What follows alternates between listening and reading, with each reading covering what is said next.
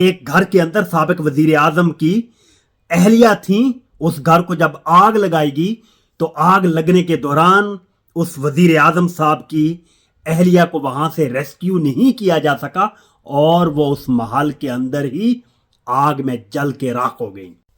پوری دنیا میں بسنے والے پاکستانیوں کو میری طرف سے بہت ہی محبتوں بھرا سلام۔ جیسا کہ آپ کو معلوم ہے کہ اس وقت نیپال کے اندر سیاسی انتشار جو ہے نا، پولیٹیکل انارکی، وہ اپنے عروج پر ہے۔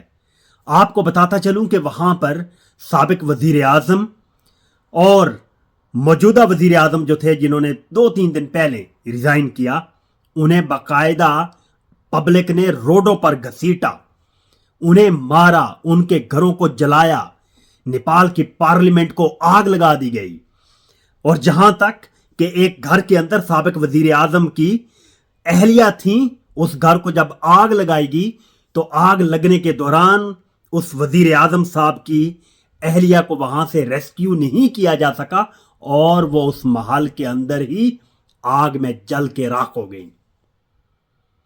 تو ان چیزوں سے سبق سیکھنا چاہیے کن حکمرانوں کو؟ جو حکمران بالکل نیپال والے ہی پیٹرن کے اوپر چل رہے ہیں۔ نیپالی گورنمنٹ کا جو پیٹرن ہے نا، وہی پیٹرن اس وقت پاکستان کے اندر ہے، بلکہ اس سے زیادہ ہے۔ اگر نیپال کے 3-4 کروڑ عوام جو ہیں وہ اٹھ کھڑے ہوتے ہیں اور نیپال کی پارلیمنٹ کو آگ لگا کے خاکستر کرتے ہیں اور اپنا حق مانگنے کے لیے روڈوں پر آ جاتے ہیں، تو 25 کروڑ عوام تو بہت بڑی تعداد ہے۔ ان سے 5-6 گنا زیادہ بڑا ملک اسٹرینتھ کے حوالہ سے، اٹامک پار ہونے کے حوالہ سے، ہر حوالہ سے، لیکن عوام رول رہی ہے۔ لاکھوں کی تعداد میں ڈیلی لوگ جو ہے وہ باہر نکل رہے ہیں صرف اس لیے کہ اچھا باعزت روزگار مل سکے۔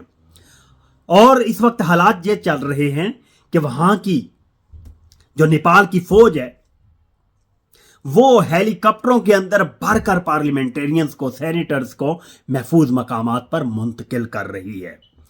تو ہمارے حکمرانوں کو اس چیز سے سیکھنا چاہیے، سبق سیکھنا چاہیے کہ ہمارے ملک پاکستان کے سراؤنڈ میں سری لنکا میں یہی حال ہوا، افغانستان میں یہی حال ہوا، اس کے علاوہ بنگلہ دیش میں یہی حال ہوا، اور اب 4تھے نمبر پر نیپال میں یہ حال ہو رہا ہے۔